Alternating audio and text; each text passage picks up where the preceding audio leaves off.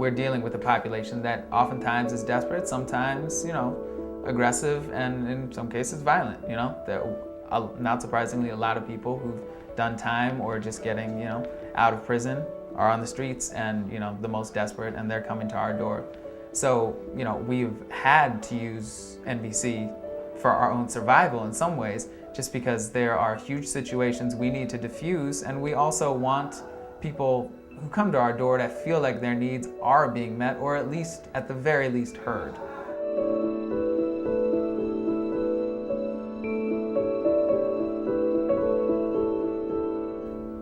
I did this role play using the puppets, and I did this thing where I had the woman who was raped shared what her life has been like since the incident.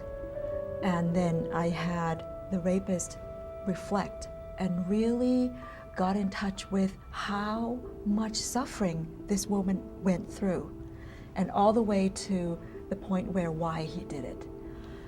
And so after the workshop, this woman came running to me and she said, no one has ever said what has been going on in my mind.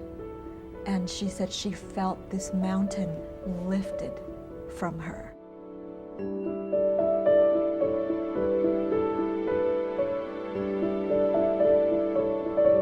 The key thing is that a lot of them have not had a sense of choice, have felt that they have no other option but than to be violent, to be understood, to be seen, to be heard, and to be able to survive is through violence. I remember one client, I was trying to get him a job with a taxi company, and he was concerned about some of the neighborhoods he might be working in, and his best idea around that was, well, can I carry a gun? And so instead of saying, well, is there any way I could maybe communicate with somebody to get pushed somewhere else so I don't have to work in certain areas, or will I have a sense of choice around that? But their mind is already going to, how am I going to survive? How am I going to protect myself? And so NVC helps sustain that kind of idea of rolling with their resistance, is what I've heard in some training, and what I've practiced with my clients, is just rolling with what they're going through, what they're feeling, what their needs are behind it.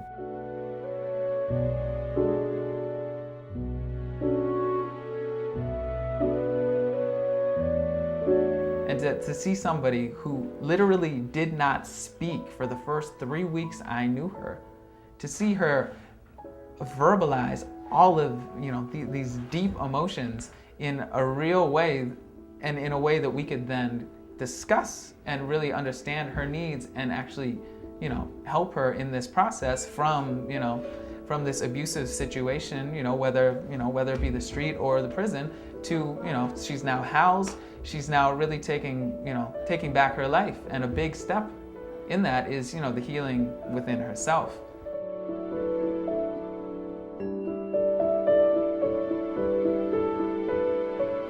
When I was teaching in Thailand, where there has been a conflict between the Muslim separatists and the government, and I was offering a workshop for teachers in the South, and the teachers have been the symbol of the government, and so they have been receiving a lot of violence.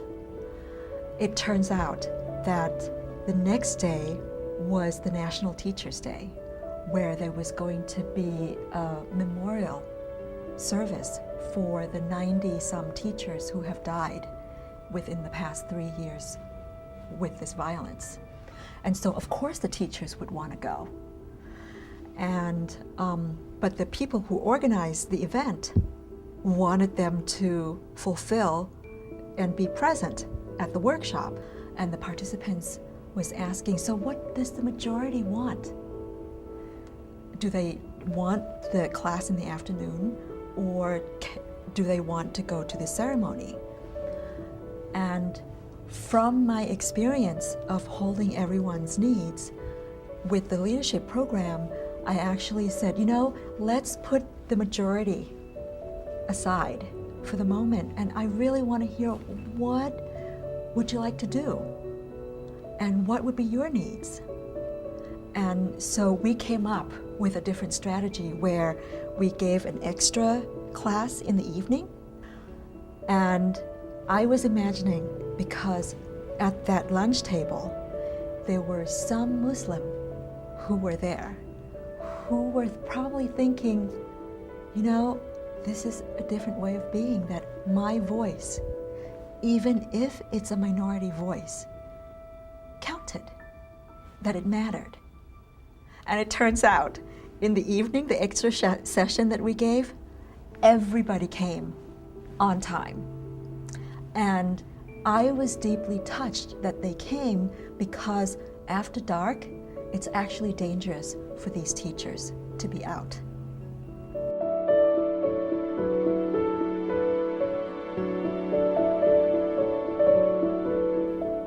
What really has juice for me in my work and using NVC is when I'm able to walk away from a client and I feel that we both walked away with something from the conversation.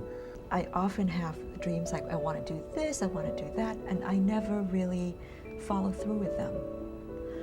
But through NVC, through getting in touch with my needs, it's like a number of my dreams are coming true, and I have been living some of my dreams. The reason why I would get involved, or why I would encourage somebody to get involved in nonviolent communication and the workshops, is because there actually are tools. This is something concrete. This is something you can implement in your own life. This is not some idealistic anything. And idealism is a wonderful thing, but if you don't have the tools to implement your ideals, then it's just not effective. When I teach in Thailand, it really feels like I am offering people water and rice, and they're just eating it up.